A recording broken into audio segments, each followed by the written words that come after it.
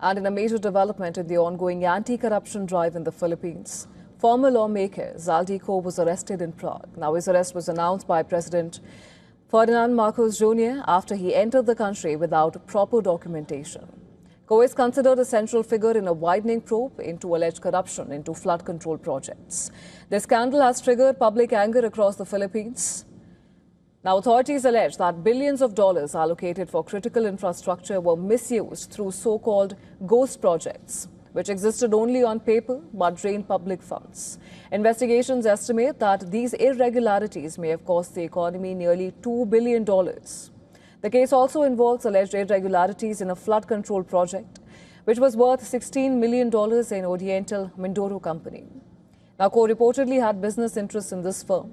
Additional figures, including senior political leaders, have been implicated, with some denying any wrongdoings.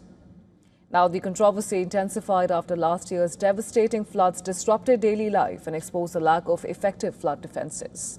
Public frustration spilled onto the streets, with large-scale protests in Manila demanding accountability from political leaders and government agencies. Zaldy Co served in the House of Representatives from 2019 until his resignation in September 2025.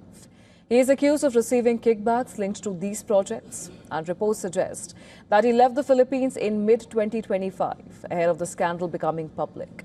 His passport was later cancelled, and authorities sought assistance from Interpol to track him down. Now, Zaldy Co's arrest in Czech Republic marks a huge step, but legal and diplomatic challenges still remain. There is currently no formal extradition treaty between the Philippines and the Czech Republic, and this could complicate efforts to bring Zaldy Co back to face charges. Nonetheless, President Ferdinand Marcos Jr. stated that authorities are working closely with Czech officials to ensure due process and expedite his return. The scandal has become a major test for the administration, with public opinion polls indicating a dip in trust amid perceptions of widespread corruption. The government has reiterated its commitment to hold those responsible accountable and to strengthen transparency in public infrastructure projects.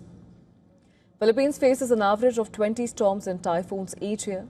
It relies heavily on effective flood management systems. Recent disasters, including a deadly typhoon in 2025, have exposed the government as human cost of its policies came into limelight.